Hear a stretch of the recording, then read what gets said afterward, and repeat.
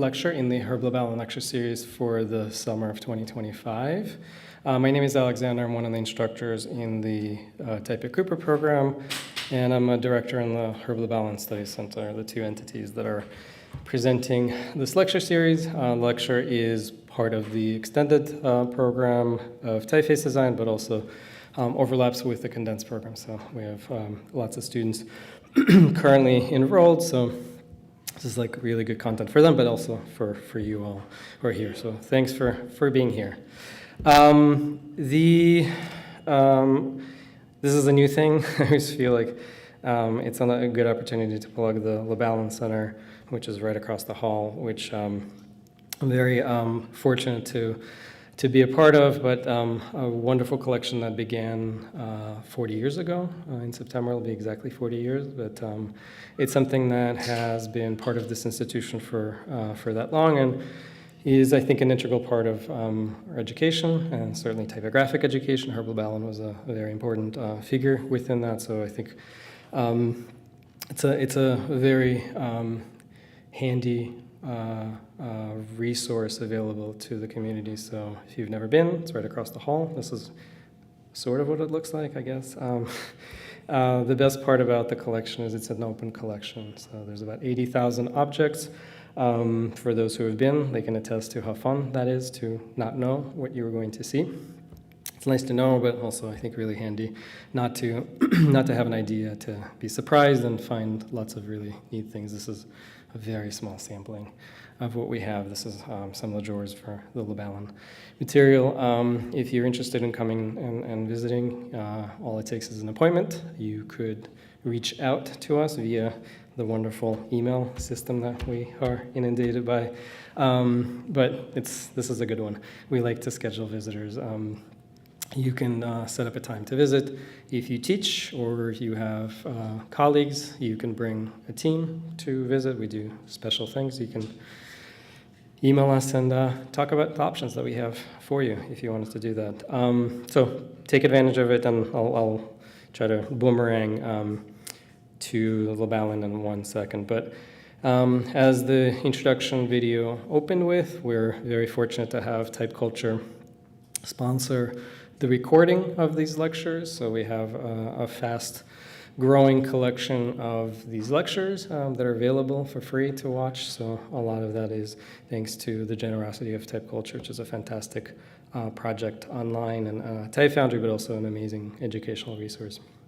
I wanted to announce one more lecture that we have coming up in 2 weeks. I think it's 2 weeks? Yeah, I think it's 2 weeks. Yeah, terrible dates, time. All of this is very hard for me. Monday, July 28th, we'll have Professor Clara Istlerová talk about a really interesting book, but also about the person who wrote the book and the relationship with the designer of this book, kind of unpacking this interesting angle of what queer feminist typography looks like, and sort of through the lens of this one particular book, Oreo, written by Jan Rous and designed by Anne Griffel-Coney, who was a Cooper Union graduate. So it's kind of a nice peek into that. So you can register for the talk that's coming up at this link, coopertype.org/lectures, probably the same place you register for this event. And just to highlight the 2 lectures that we've had in the summer already, David Heastie was here in June, early June, something like that, June 10th, I think. Jupiter to Japan, that lecture is available. It's online at the 2 links I'll show in a second. And then 2 weeks ago, something like that, some time ago, Tomáš Hlava was here to talk about the Amelia typeface and a little bit of the personal history, his personal history and the personal history of the designer of the typeface, Stanley Davis, who was also a Cooper Union graduate. So you can catch those 2 here at these two links. But we're here for this lecture by Anežka. So I'm very excited and very glad that we can have this lecture here today. And it's a nice return in some ways. And Anežka and I spoke about the possibility of this lecture. She reached out when the book was, the English edition of the book that you're going to hear about today, this fantastic book. I highly recommend you get a copy. I just finished reading it yesterday. It's a really, really great book. I'm not just saying that. I really, truly mean that. It's a really interesting model for how design books can be written today. I like from a lens of the archive. I think it's an interesting way to structure a story about an individual, which I think is really difficult to do, and I applaud Anežka for doing a fantastic job to bring a human, a designer to life, and not just about their work, but also like what makes them tick. In 1990 and 1992, a few years into the tenure of the Herb Lubalin Study Center, the first director of the center was George Sadek. George Sadek was born in just north of Prague. So the first director of the Lubalin Center was Czech, so it's like very handy. And as the events unfolded in Prague and Czechoslovakia in general, in 1989, there were two interesting exhibitions that tried to deal with essentially kind of capturing some of the mood and some of the stuff that was coming out. So there's an exhibition on the right in 1990, and then an exhibition on the left, a book designed in Prague in 1992. The first exhibition in 1990 captured the documentary material from the student protest that led to a bigger general protest movement and led to the Velvet Revolution in Prague, in Czechoslovakia, that brought down the communist government and led to free elections. So the exhibition looked at documentary material, including New York Times coverage of the events led by students in 1939, the other important pivotal moment, and students' activism back then, so 39, 89 events. So it had documentary material from students, especially in the school. Anežka will talk a little bit about it because it's also like part of the story for Clara, the subject of this book. But also had these wonderful election, so the free election that were held in Czech Republic to have Václav Havel as the first democratically elected president of a new Czech Republic, photos of the student protest. And the second show in 1992 was the book design in Prague. It's surprising how little is known, so I'm really grateful that we have an opportunity to talk about the wonderful design of books in Czech Republic, in Czechoslovakia, that seem to be lesser known, and I think they should be better known, and certainly Clara's work is very integral in that. And so some of the material we're lucky to have in the collection comes from this exhibition. A few of the pieces you have on screen right now are in the collection across the street. So if you get interested after this talk, you can come visit and see some of these things in real life. And this is one of the books that was represented in the exhibition. This is Clara's work, so you'll definitely hear more about it. But I'm going to do a quick introduction for Anežka to bring her on stage. Anežka Minaříková. I know I'm going to trip this up. Minaříková. Minaříková. Okay. Czech is hard for me, even though it shouldn't be. Is a Czech graphic designer and visual artist who's based here in New York. She is the author of the book we're going to hear about, Life Among Letters. She also edited Mysterious Letters, a collection of essays and interviews on the Voynich manuscript. She holds a BA from the the Academy of Arts, Architecture and Design in Prague. She also has an MFA from Yale School of Art. From 2022 to 24, she was a resident in Google Creative Labs. And she recently co-founded an independent design studio with her husband and creative partner Mark Nedelka, who's here, and who also spoke in this lecture. So we're grateful for both of them to be part of this lecture series. So without further ado, I'm going to invite Anežka. Thank you.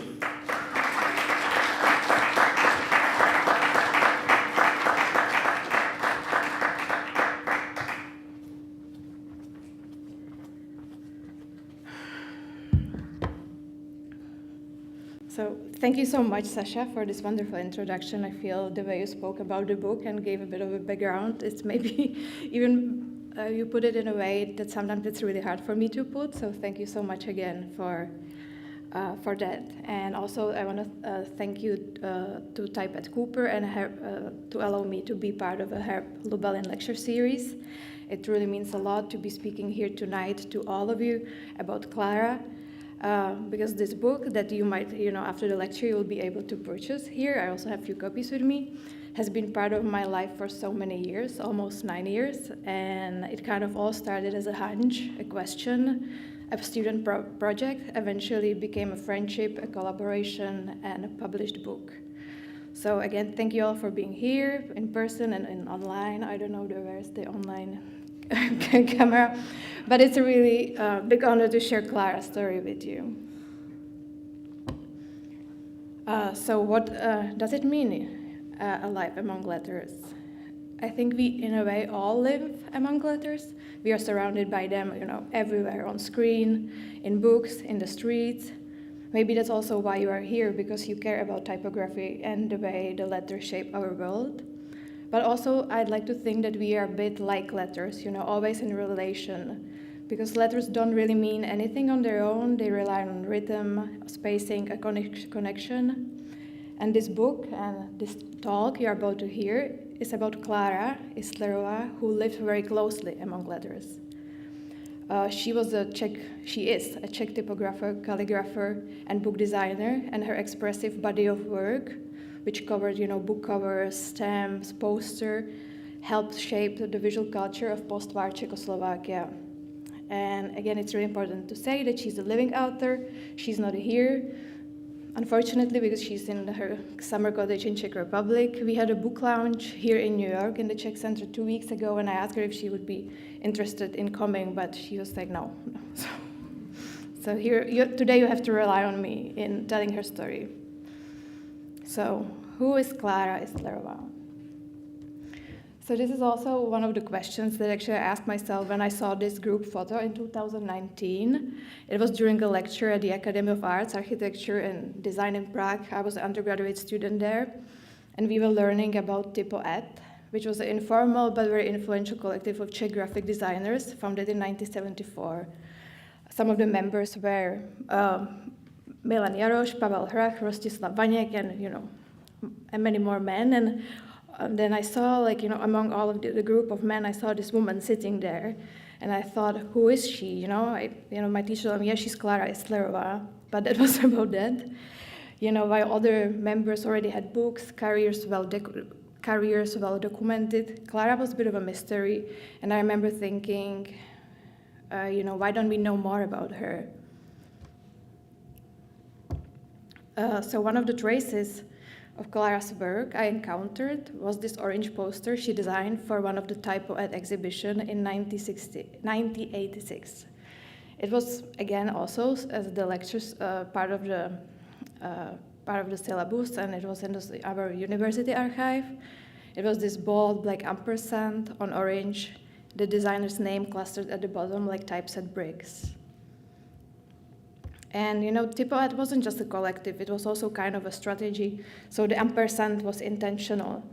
It pointed toward everything that it could attach itself to, typography, theory, publishing, dialogue. And they also had a lot of internal activities, because they were all in during the period of normalization, which was the repressive era in Czechoslovakia during after the 1968 Soviet invasion. Individually, designers could not really, publish or meet. So they could meet, but they could not really do any outside activities. So they kind of have to form this group, which offered them a shared platform for exhibition, critiques, yearbooks, and circulation of rare international journals. And so this ampersand, this, which is an invitation to collaborate, it also felt like it's an invitation that extended to me too.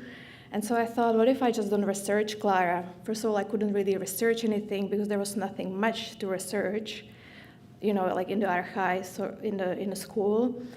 So I thought, what if I reach out to her? She was alive, after all, still working, but from what I heard. So I thought, could I just ask her myself, how did she manage to, about her and her work. And so I started asking around teachers, I bothered so many of them, to get her email, and one of them finally shared it, but with a warning. She won't reply. And she was very known to saying no, because people before reached out to her to make a traditional monograph or no, they kind of came to her with a idea, and she was always, no, I'm not interested in giving interviews, I'm not seeing any publicity. And it's still, I feel like, even though people kind of told me, like, do not contact her, it's kind of a waste of time, I could not really stop thinking about her. I was thinking, how did she make a space for herself in a male-dominated field of typography, which at that point was really dominated by male designer? And how did she balance motherhood and work, caregiving and deadlines? Because I knew that she was a designer, I also know that she has a family. And all of these were human questions, but also I feel distinctively woman question. And I thought in a few years, maybe another student will be sitting in the same lecture hall looking at the picture, and she would think they would be wondering the same thing. And I thought it would be nice for them to have something to start, maybe like a book about her that, will give them maybe some answer to the questions, or maybe even more questions. And so I wrote Clara an email and asked if we could meet. And I was really surprised because she replied. She just kind of coldly said after 2 p.m. because she's not a morning person. And I remember I was really nervous riding the tram to Petřiny, which is the part of Prague she lives. And I had a bouquet of flower in one hand and a list of prepared questions, hundreds of questions I wanted to ask her. But the moment she opened the door and let me inside her apartment, a stranger, eventually my nerves really disappeared because something clicked. Maybe because we are both women, both designers, and we both really like dogs. And so I told her I wanted to make a book about her and her work, in her voice, on her terms, an interview. But also, this was 9 years ago, so I was 23, right? So she was like, let's see where this goes. Let's try it. And so this book, A Life Among Letters, grew from this afternoon at this dining table, talking about life, work, type, books, and love. And at the time, Clara was living with a Czech journalist, Karel Hvížděla. He's very well known for his interviews. And he was just looking at me, and he saw the list of the questions I had prepared, and he told me, just ask one question, and then see where it takes you. And so I asked her, you were born in 1944, right? And she said yes, under the sign of Sagittarius, and that kind of mysteriously smiled as it explained something deeply mysterious. She was born in Prague at the very end of World War II, just 3 months later when she was still a baby. In February 1945, American bombs mistakenly fell on the city center in Prague. And so their apartment near the Emmaus Monastery was completely destroyed, and they lost everything. And they also only survived by chance, because at the time, none of them, everyone from the family, it was a 3-generation apartment, so grandparents, her parents, and Clara herself were out. So, a way to enter the world. And so again, they lost everything.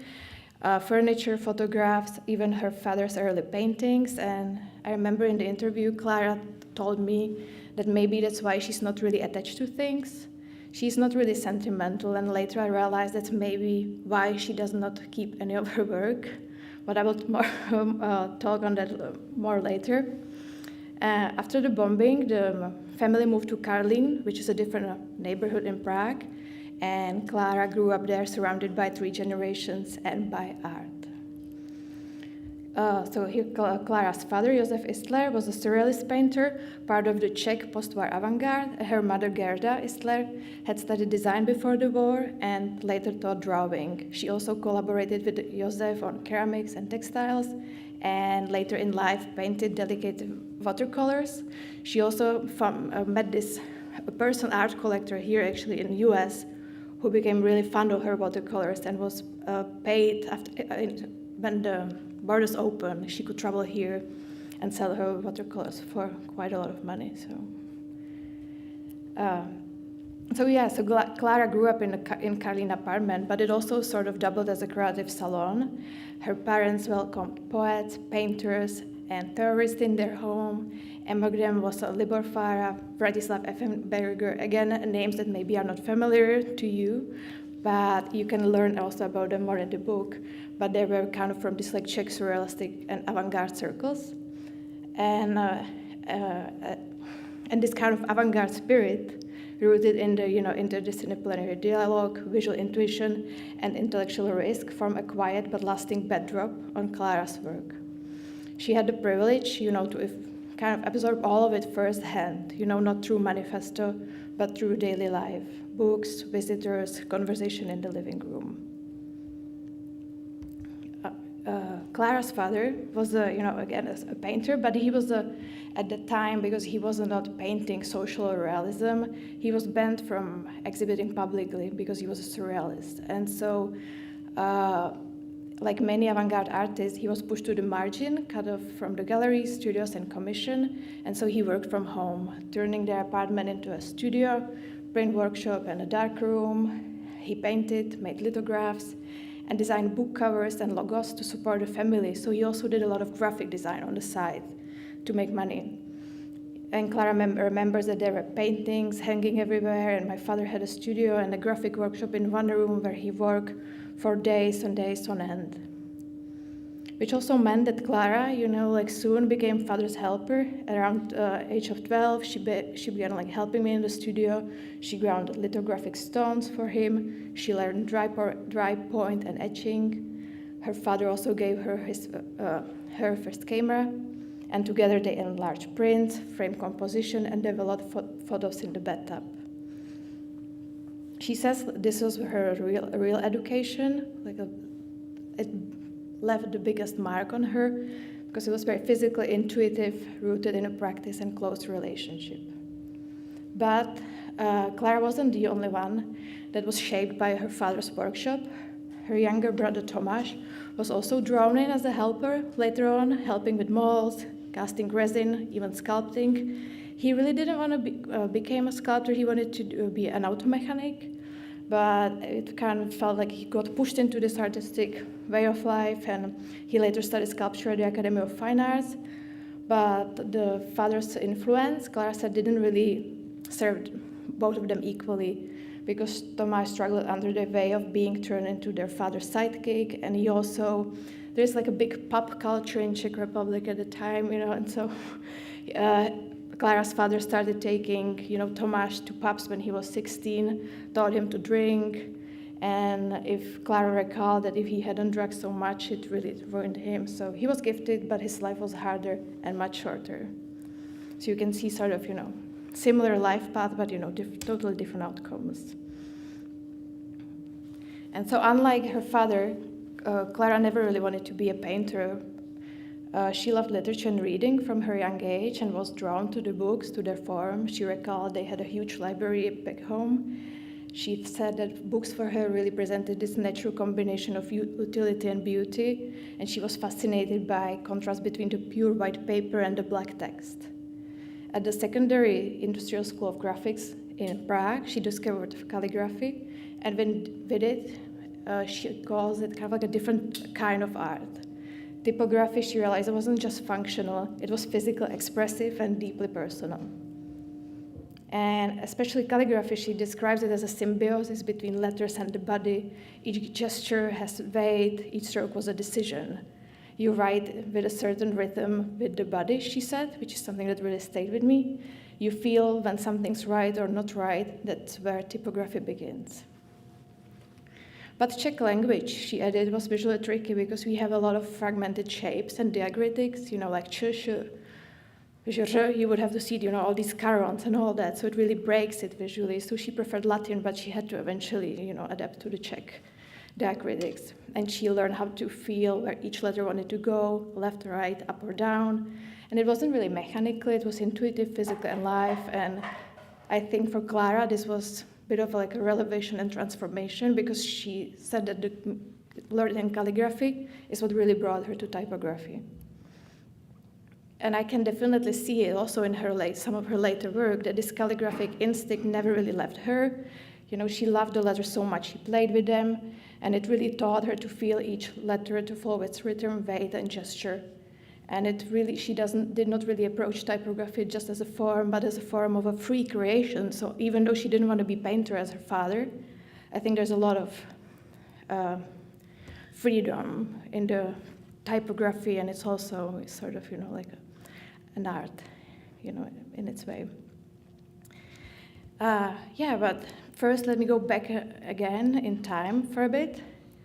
So after high school, Clara continued her studies at the Academy of Arts, Architecture and Design, which is the same school where, 50 years later, I would first encounter the image I showed you earlier, and I was wondering, who is she? So this is the school, it's the same university. And at that time, she entered the studio of book and poster design led by František Muzica. He was one of the most celebrated figures in Czech modernism. He was a painter, typographer, illustrator. He also did a stage design. He designed beautiful book series, and he's really well known, among Czech designers. So I was really excited to learn, okay, so how was it studying, under František Muzica? And she said, it was a mixed experience. She really didn't like it. She said everything was prescribed. They gave us page format, margin, type size. It all had to be exactly right. It didn't appeal to her. She hated it. The assignments didn't interest her, and she didn't like they were given. But I still, looking at all these slides, which is a part of the work that she did at the university, I find it fascinating that, at that time, the students really had to create these multiple copies, eventually book series, all by hand, not only designing, printing, but also typesetting with a metal cast, binding, and even illustrating them all within the single studio workshop. So their relationship with the book became really, really physical, and I would say maybe different too, how I personally, when I was learning at school, I didn't have any of that experience. I thought it's still, even though she didn't like it, I think, looking back for me, it's pretty interesting. And so we talk a lot about dogs, me and Clara, because instead of spending time in the studio at school, she took trains to the dog shows. She had the 2 desert hunts in a row. She trained both of them. Both of her dogs had certificates for badger and fox burrowing. She went through everything with them. They had external evaluation and all of it. And she even took them to the international dog shows in Brno, which is funny because then a few years later she would go to the city of Brno again to famous Brno Design Biennale, right? But it was a different, dog show was a different activity. And in the interview she admitted that the school really left a very small mark on her, a waste of 70 years, she even called it. I would say, maybe pretty harsh. But she said she devoted most of the time to her dogs and men and so on. And it all might sound, kind of idyllic, skipping school, walking dogs. But Clara, if we think about it, she was a student during a moment of both hope and rupture. Because from 1963 to 1969, as she was studying at the academy, it was a period of time we called Prague Spring, from around that time. It was a brief window of artistic freedom, cultural openness, and reform. But as just Clara's studies were ending, Soviet tanks rolled in, and in August 1968, Czechoslovakia was occupied by Warsaw Pact armies. And so Clara and her classmate, Karel Schuhajek, here on the left, on the right, it's on the left. Her future husband were in London when that happened, but they really didn't know what to do. Many of them around chose to exile. I would say many of the intellectuals, many of the people working. For example, Miloš Forman, well-known Czech director, also left, right? Marek, was it right? I'm not sure. You're just looking at me if it's, yeah. But Clara and Karel made the decision to return home to the disbelief of many. I also think, looking back then, they did not think it would get so bad, But the air grew heavy, friends left, institution tightened, many of her professors were let go because of the political reason, and the normalization I mentioned before followed a period of state-enforced conformity that crushed the freedoms of the 60s. And so I really like this photo you see here that was taken in London when Clara and Karel were there on a trip. And Karel, she took his picture and he took a picture of her, and they're looking each other through the lens, capturing a moment just before everything changed for them and for millions of people back in Czech Republic, Czechoslovakia. But still in 1970s, there was one thing that when talking about the university, she said one thing that university really helped her was to leave in the 70s, because she managed something really rare. She left Czechoslovakia legally to study in London for a brief period of time.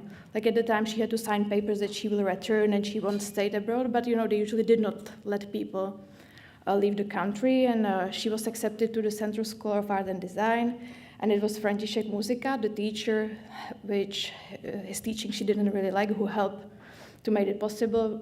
He wrote a letter to the ministry that helped secure her permission to go.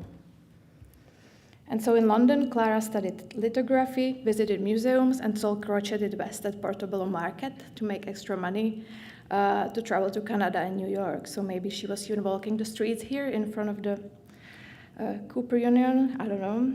But an American man even proposed marriage so she could stay, but she declined and decided to return, because she said it really gave her a distance and a clarity that she wants to continue living and working in Czechoslovakia. When Clara returned to London, she brought some of her lithographic prints and used them as backgrounds in her early poster work, like this one for the Day of the Locust.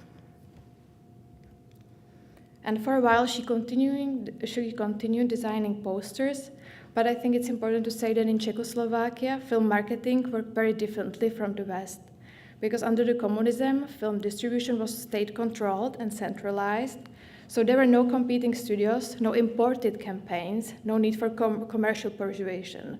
So rather than using the standard promotional visuals, Czech designers embraced interpretation over little representation. They often didn't see the film or receive any stills from the film, just a synopsis and just the title. So they really had to, so they often create this metaphor-rich, abstract, and deeply personal posters because they didn't know what the movie is really about. Of course, every design, even book, but even poster had to pass through a state approval committee. So Clara was telling me, as when she went to these state committees that were doing the design approvals, it was mostly people that never even held a pencil in their hand, but they decided if the poster could be used, and if yes, how much she will be paid. Around that time, Clara also got married and started a family, but she didn't stop working, she simply adapted. She told me that she calligraphed between breastfeeding, and her workspace was a simple table, a large board propped up by books, and an ordinary chair. And she always worked from home until this day, and she said because there was really no way with kids. And also having a studio felt a bit unnecessary to her. She did everything in one room. I think this is the room on the picture.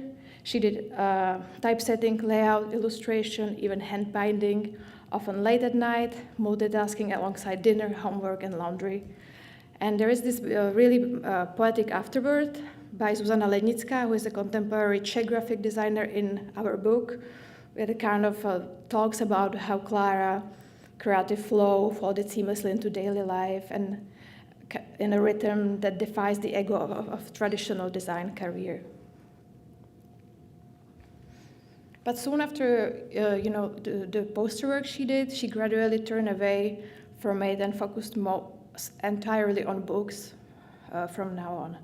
One of the first major long-term commissions was a České básně, Czech poetry series for the state-run publisher, Československý spisovatel. Again, at that time, all of the publishers were state-run, so this was not an exception. But her approach, to typography was expressive yet restrained, using type, layout, and illustration to reflect each book's voice while keeping the series visually cohesive. And this was really a no small feat under socialism, because Czechoslovak publishing was centrally controlled, budgets were limited, everything from paper quality to compensation was dictated in advance. But there was an upside to it. Typography was also seen as ideologically neutral, so that gave Clara a rare space to experiment. In the 1980s, Clara began living and working with the photographer Jan Rous, her second life partner. Together they created the Reflexe series for Vyšehrad Publishers, which is an iconic run of philosophy books known for their stark black and white designs. This aesthetics again came from constraint, the budget, But much of the inspiration came from Jan's darkroom. When she was watching Jan develop photographs, she noticed how tilting the paper under the enlarger distorted the letters, bending type into unexpected expressive form, and so these visual accidents made their way into the covers and the layout.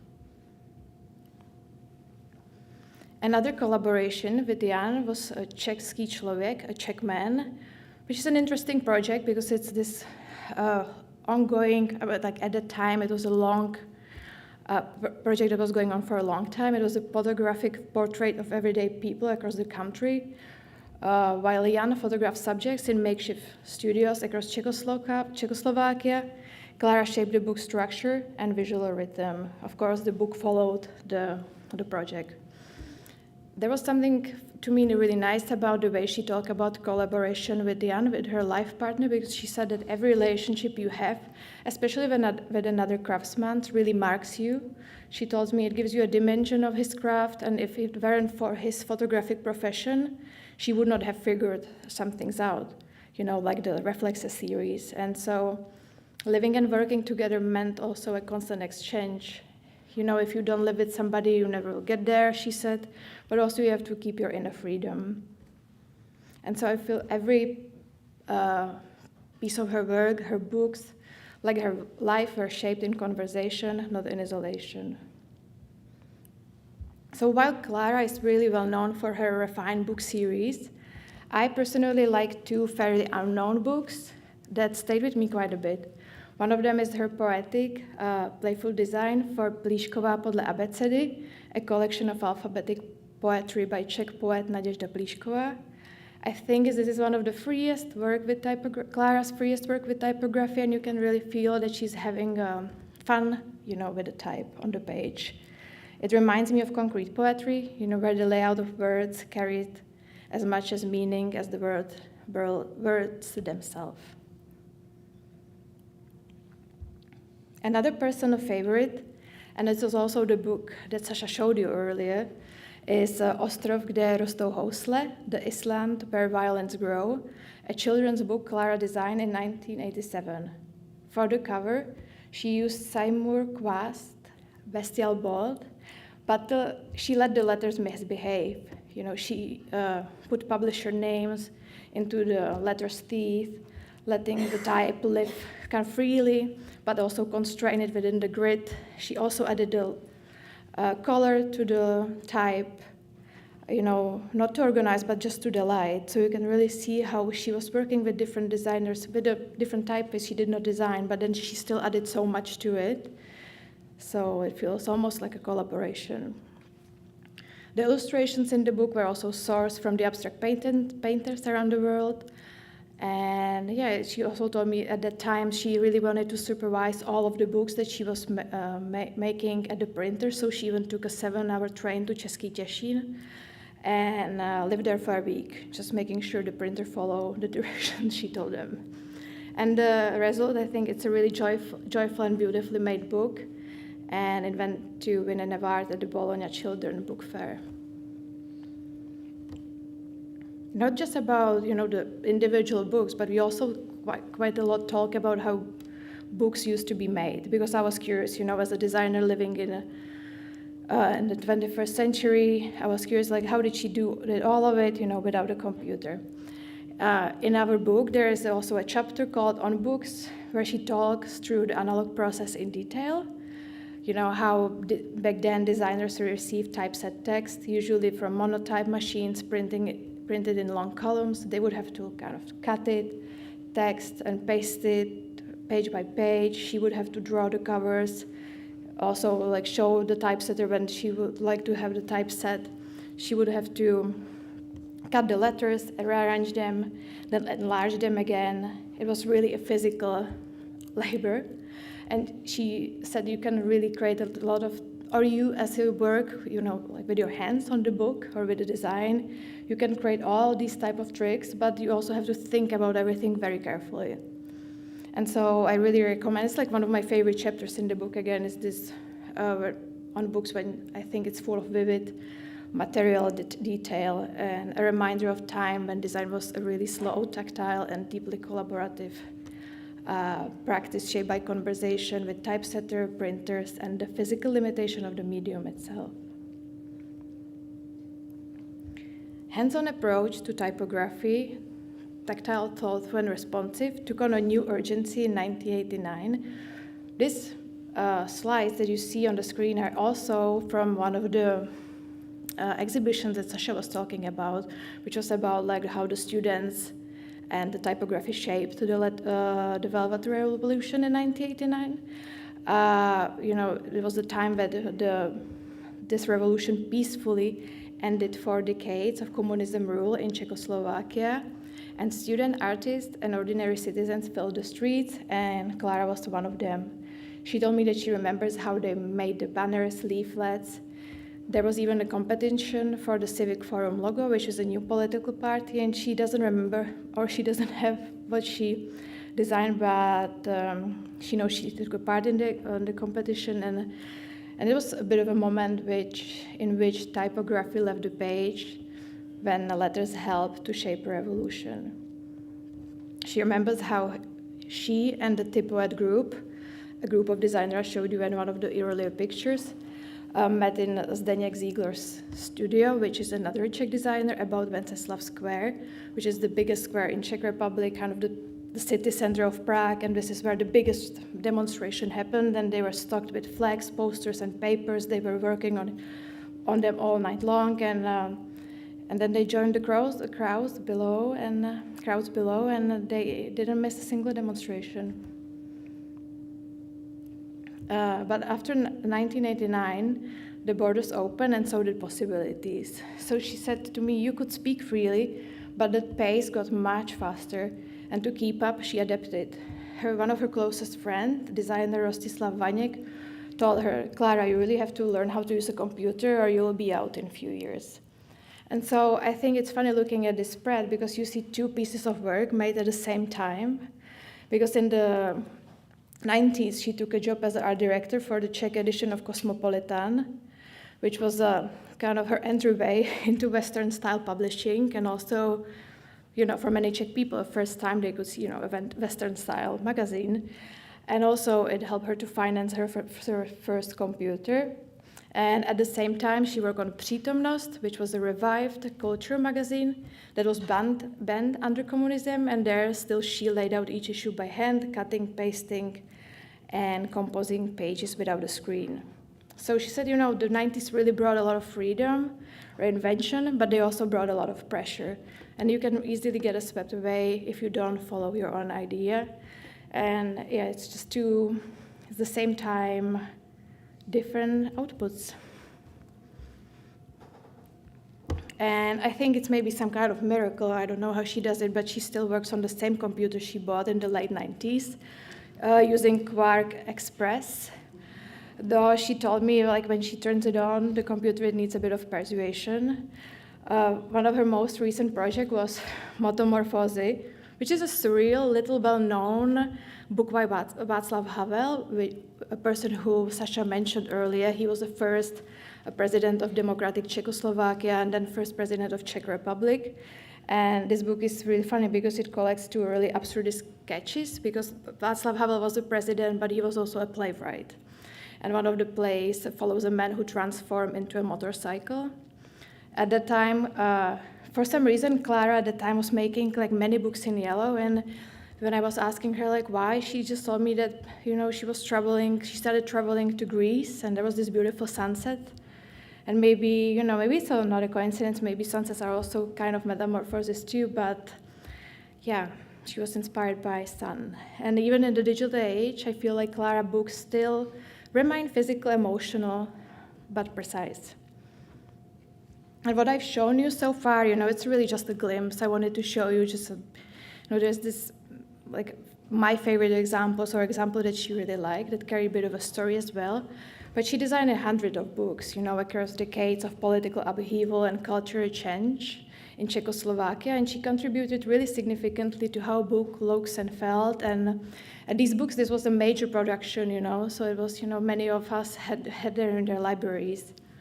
And but still, I feel like even though she was working on these big runs of big numbers, Her expressive instinct, black and white poetics, and typographic precision kind of never really left her. And if you, again, grew up in Czechia, you probably held one of her books in your hand. Maybe you didn't even realize it.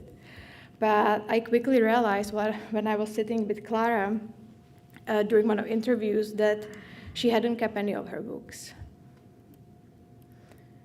And even though she still loves to read and has a huge library, she doesn't have any of her work. I don't know.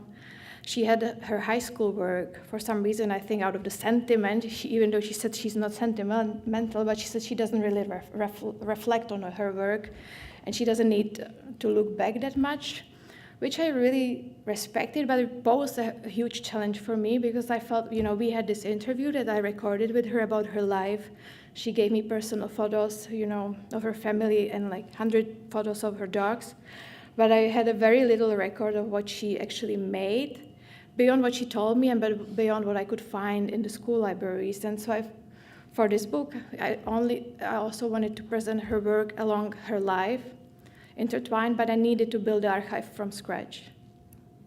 And so she didn't have anything, but she agreed to help me to put together a list. And so I put on another hat and I became an archivist, and I tracked down her work in the antiquarian shops, secondhand bookstores, libraries, and private collections. Some I bought, some I borrowed, because she is, even though she mostly worked in the second half of the 20th century, so her books are still available, but it's still kind of a task to get all of them. And together with the photographer, I documented each one book by book, page by page. In the process, I developed, I would say, a physical relationship to her work. Was selecting spreads, feeling the weight of the book, just really carrying them across the cities and getting to know them really on a personal level. The thing is, after I had the interview and I found the books and we had the pictures, I was really exhausted because at the same time, maybe you would not believe it, but in 2019, there was still no AI that could transcribe Czech language from, audio, Czech language audio, so I also had to type the interview by hand, word by word, listening to it again and again. It was slow, and honestly, it was draining, and so I quickly realized I could not really make this book alone, and frankly, also as a designer, I really didn't know how, what is the next step? If you are editing an interview, what do you do? But luckily at the university, we had a guest lecturer there, Jaroslav Tvrdon, and he became my co-editor. He really helped me to shape the interview and structure the book because his craft is editing, he's a bookmaker, but in a different kind of sense. And so when he saw the growing archive I had, he also suggested something crucial, that we bring the books back to Clara and ask her about each one in detail, which was, again, the result of it was this chapter on books when she talks about in detail about how each book was made in the analog era. And from there, the circle of collaborators kept growing.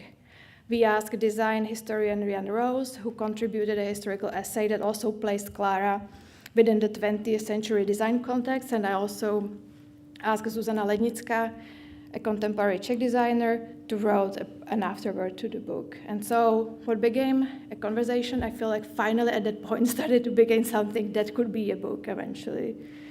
And the book is, of course, about Clara, but for me it also became a meeting place shaped by many voices, hands, and minds. And before I talk a bit about the design of the book, I want to take a moment to acknowledge all of these people, because a project like this doesn't really happen alone. And since I always forget to say thank you properly, here's the list of everyone who helped bring this book into being, and I'm sure I still missed somebody.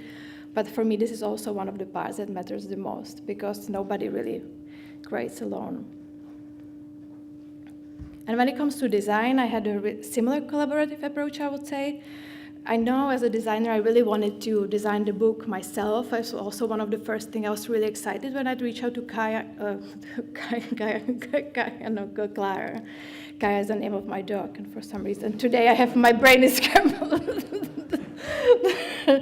but I've been so deep in the material, and I had no energy, honestly, and so I needed a perspective, and I invited my husband, Marek, to collaborate with me, because he's also a designer, and I knew that from the beginning, I really didn't want a huge monograph, like, hardcover book, but I wanted something small, a book you can read before bed, something that fits on the nightstand. And when we were thinking about the cover, it really became an answer to a question: how do you tell someone's story using the very tools they loved?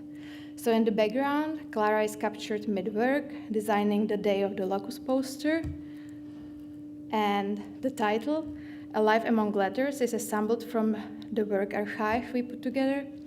It's our letter forms we pulled from her book covers and layouts, some sketches, most drawn by her hand. This idea came to me while I was looking one of her designs for a book about Apollinaire, and on that cover she really combined all of these different letter forms and really had fun, and I thought this could be fitting for our book, because it doesn't really just tell us who she is and how she lived, but also how it was made. And so we did that. And I still feel like designing a book about another designer is pretty tricky, especially because when you know them personally, because I always had this voice in my head that she will hate everything we do, and I also know that if she would not like it, she would tell me, so we became friends, but I still have a big respect for her. I'm kind of scared of her sometimes because, and I really wanted to, we wanted to give her a stage, sort of stay invisible as a designer, but also we needed the design to echo the content, right? Drawing the reader in without overwhelming them. And so in the heart of the book is intimate. There's an interview. It's very conversation, and the layout had to reflect that. We wanted to keep it really simple, inviting to read. We included small personal photos alongside the text, and then we put together 5 large close-up sections of her work. We call it snapshots. And through the interview, they are placed there. There are details of her work placed in kind of in a dialogue with another, not just documentation, but interpretation, I would say. Because I think in the interview, we talk about her work intimately, and I felt that the design had to respond to that.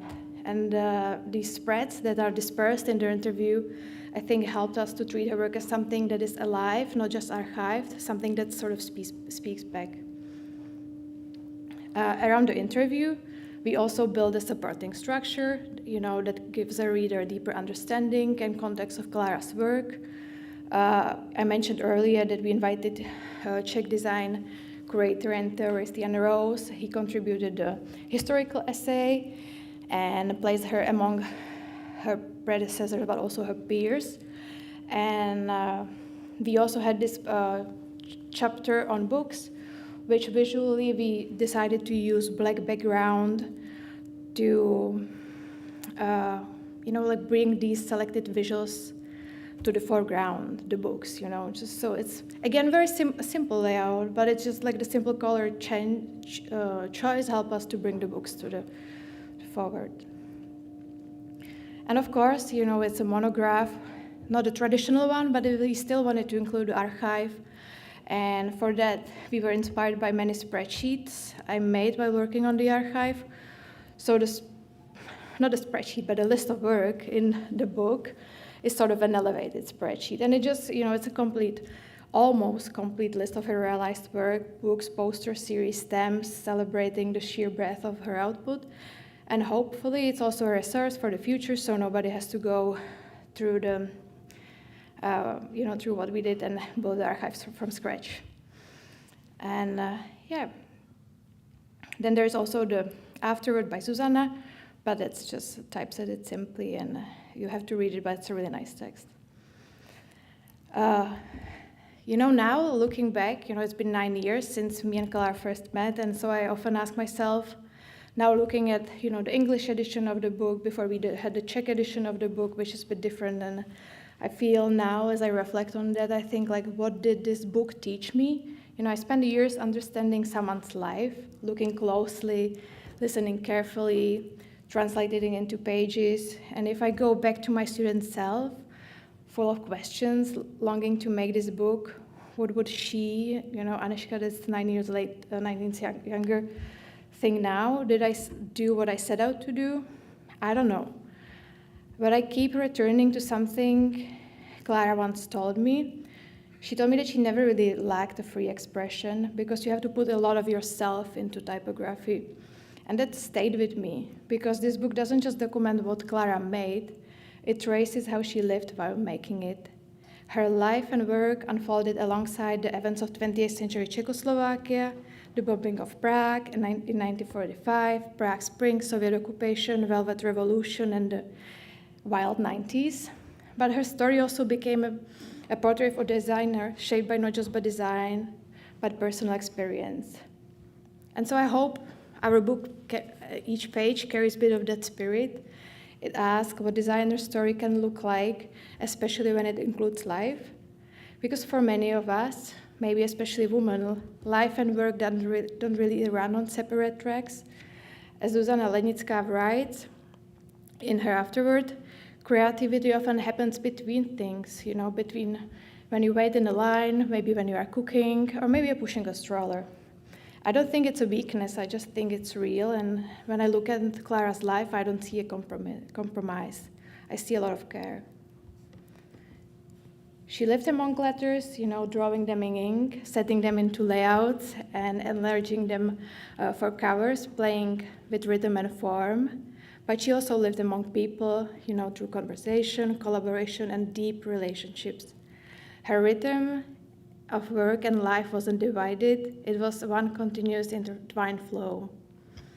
Typographer, mother, sister, partner, colleague, friend, and a lover. With love for her work and, of course, love for people. And also a big love for her beloved dogs. They also appeared through the book just as they did in Clara's life, in little drawings and stories curled up under the table while she worked. You might even spot them as you flip through. Let's see if you can find them all. And even though she's not here with us, I really want to say thank you, Clara. Maybe you stayed up late and you're watching this talk on YouTube, but I don't think that's the case. Thank you for saying yes to me 9 years ago and becoming my friend. And thank you all for being here. If you'd like, the book is available to purchase. We have some copies here, but more here also in the back after the lecture. And maybe you have some question that this presentation sparked in you. Thank you.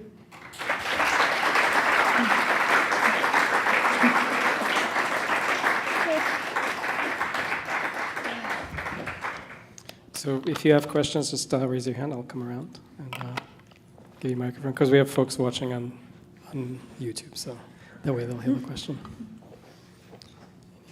Question? Maybe I'll ask one just to kind of get the thought process going. Thank you so much, Anežka. This is a fantastic presentation, a really good entry into the book, which I highly encourage you guys to get. But I really appreciate the framing and how you told the story, so thank you again.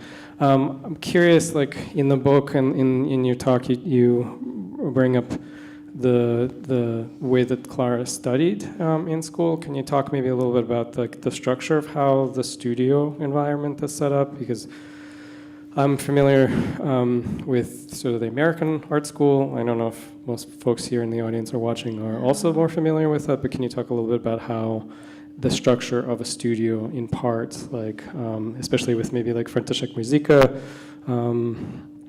that relationship and how, this top-down, and has it changed maybe?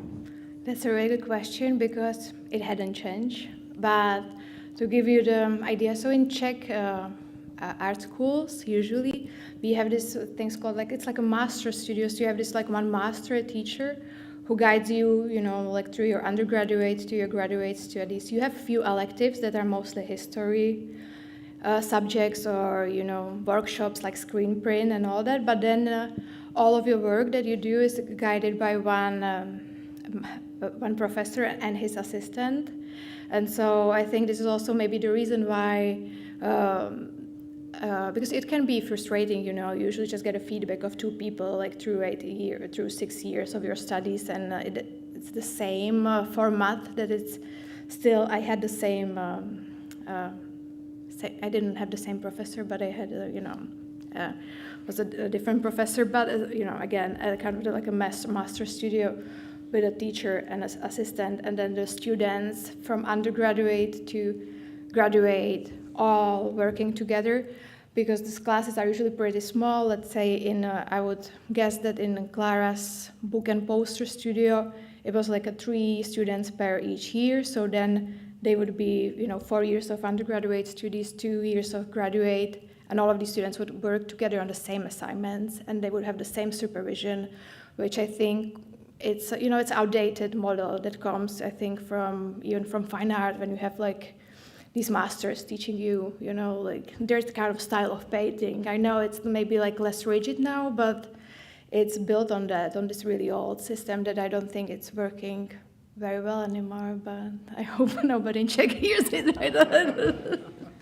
Because then I studied here in America, and I preferred, how I could sort of like shape my own studies and like choose what I wanted to do, because it's just a different, very maybe outdated. And Clara taught for a little bit, right? She was also part of the same school that she studied at as well, right?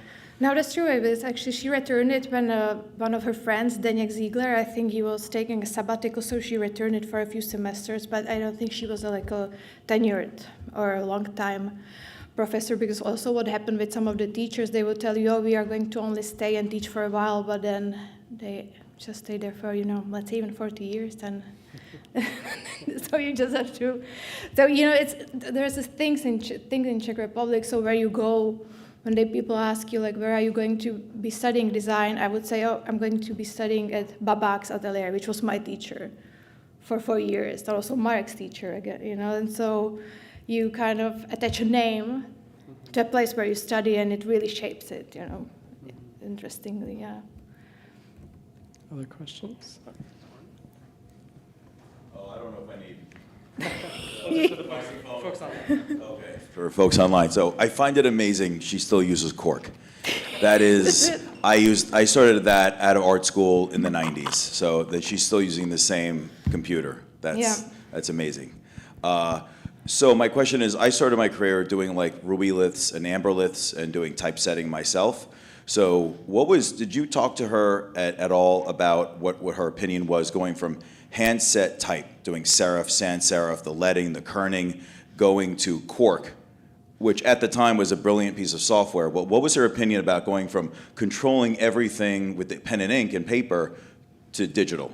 Like, did she fight it? Did she enjoy it? Did she find that she had more freedom or more control, or she rather do it by hand? Thank you for the question. Yeah, I think, I feel like personally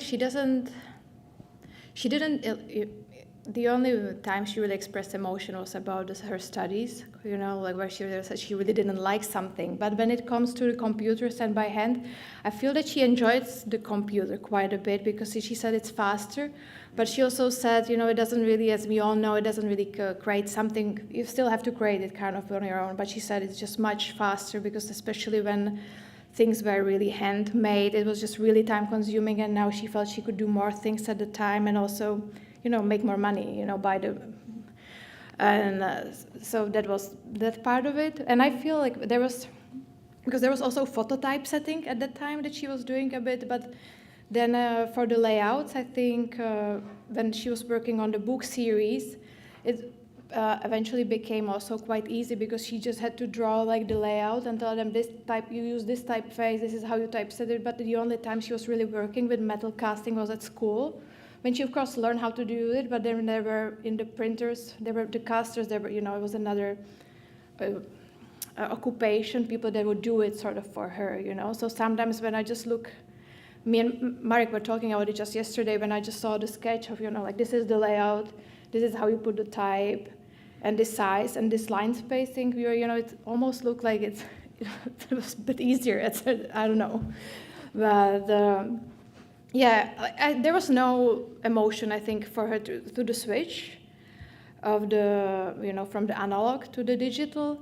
She just said it's easier to maybe get lost in the digital, because then you just have so many options, and at that time you can see, like, if you look at certain books from a period of time, especially in the Czech publishing, you can see they kind of all of them inside use the same font. It's very, like, the expressive moment was on the covers, but then inside it all kind of looked the same, So I think it also, Mark is like, he also knows it, but yeah, I don't know if I answered your question though. No, you did. I mean, you went from hand typeset to like 500 fonts. Exactly, available. yeah, like you have so many yeah. options, and also it's just like, the other thing she talked about the change was that everything became so much faster and there's so much more pressure. But I think it's it's also it's connected not only also but also to the different type, just a different type of thinking that also came from the West, but it was just differently oriented, I would say. Yeah. Okay, cool. Thanks. Thank you, thank you so much.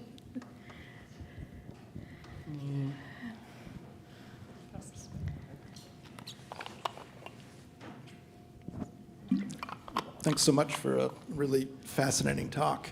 Thank you. I was especially interested to learn about the movie posters, and I'm curious, you mentioned that during the period of normalization that the posters had to be approved by censors.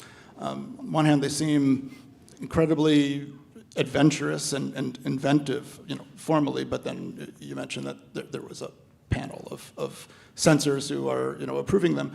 And I wonder, did Clara speak to you at all about navigating that censorship, and are there ways in which that shaped the kind of work that she did?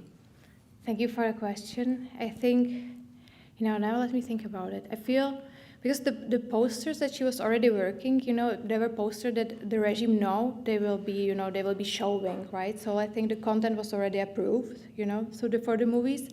And then when it comes to the people in the design committees, they were not designers themselves, but they kind of designed if the type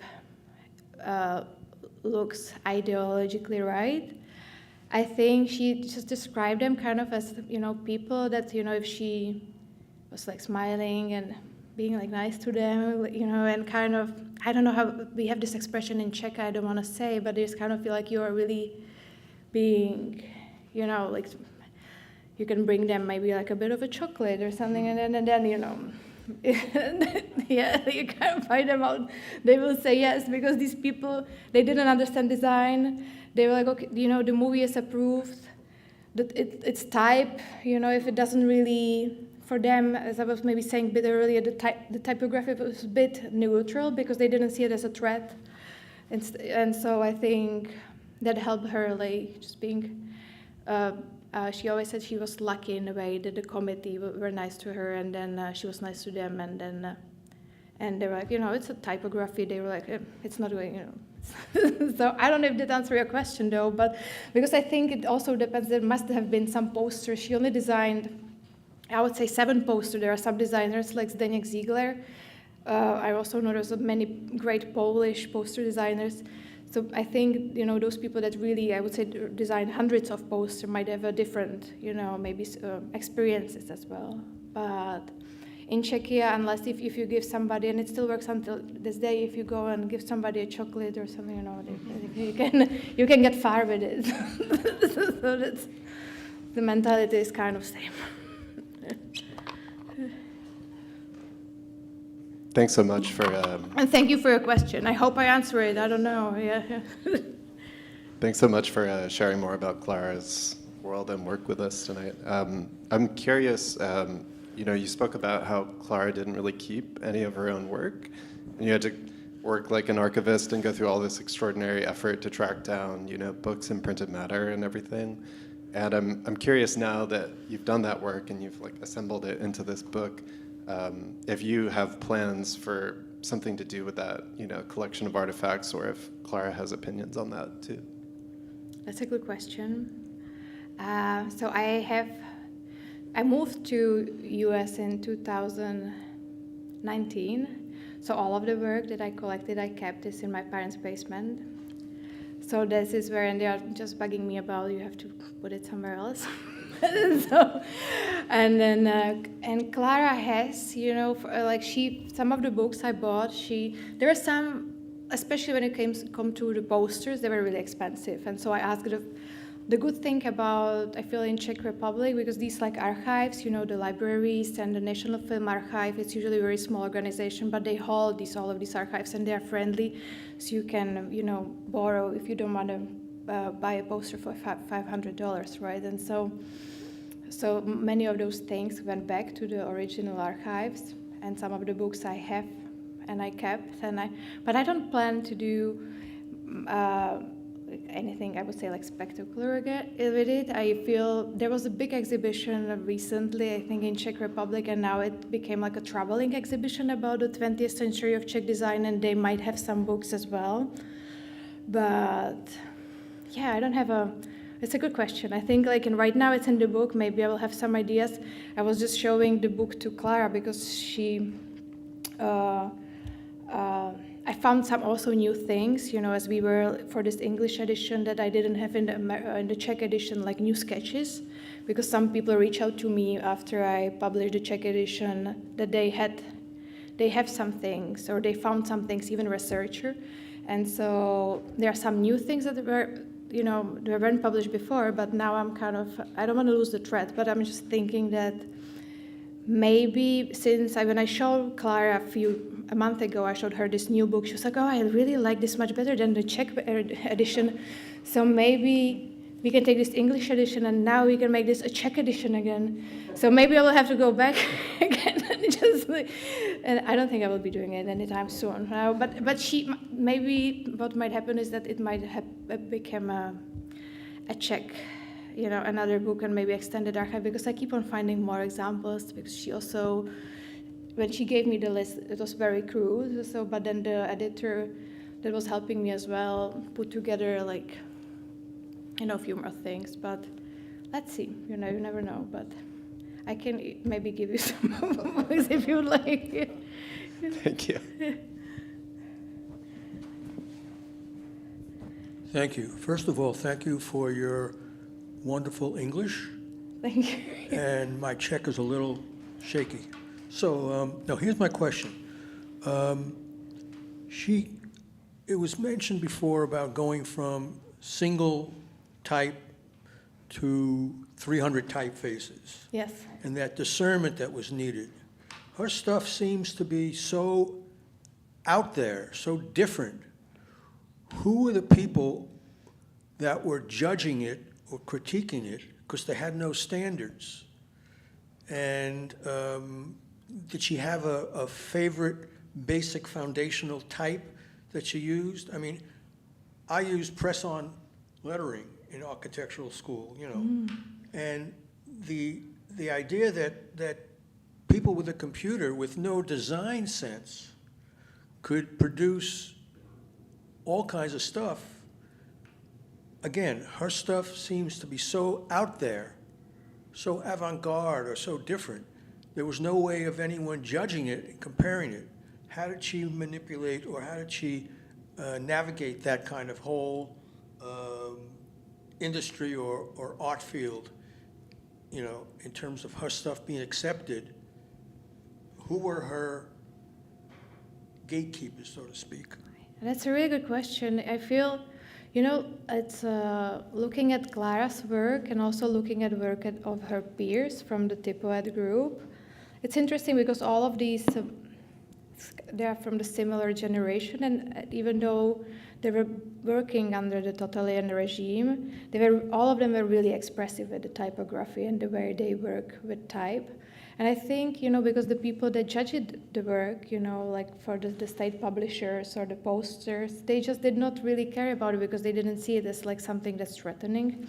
And but I think like when talking about maybe her inspiration, I feel like when I look at her work and maybe look of her work of her peers, I feel some of her peers were more inspired by the Western design, And I think she was really inspired by her upbringing when there was a lot of avant-garde or early 20th, designers or artists like Carol Tega visiting her parents' apartment, and there was a lot of this type of the way she works with type. To me, sometimes it feels like it's almost from that period of time, not like 70s or 80s, but it feels more like early 20th century avant-garde or interwar period.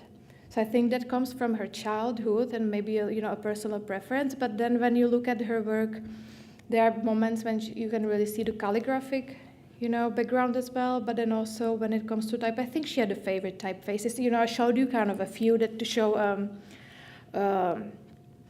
I say like to show maybe like a different types of things that she could do. Like I did this. It's also about selecting, right, to show you not things that kind of look the same, because you can see even at her work that there were periods when she would use very specific typeface for like 5 books, But then seeing them individually, you can see that she always had fun with it, and I think that's what made it interesting, and she loved what she did. So, yeah, but then especially I would recommend, if you like this type of work, like looking at the Type Typoet group as well, the type of work they did together.